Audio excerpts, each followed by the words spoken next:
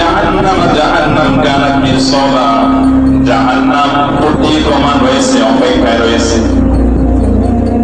জাহান্নাম অপেক্ষায় রয়েছে, জাহান্নাম আমার জন্য ওয়েট করতেছে।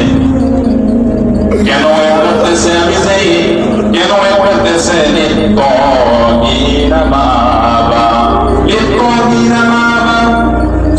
বলা হয়েছে আমি যে সীমা লঙ্ঘন করেছি, আমি আল্লাহর হুকুম পালন করি নয়, ইসলাম যে আমি আমার জীবনকে গ্রহণ করি নয়, আমি আল্লাহর উপরে পরিপূর্ণ আস্থা রাখি নয়, আমি আল্লাহর উপরে পরিপূর্ণ আমার জীবনটাকে পরিচালনা করি নয়, ইসলামের যে জীবনটাকে পরিচালনা করি নয়, কোরআন অনুযায়ী জীবনটাকে পরিচালনা করে আমার জীবনটাকে ইসলামের ভিতরে পরিপূর্ণ সাজাই নয়।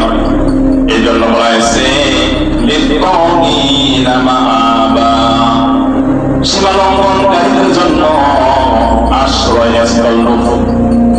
এটা হলো সীমা লঙ্ঘনকারীদের জন্য আশ্রয়স্থল।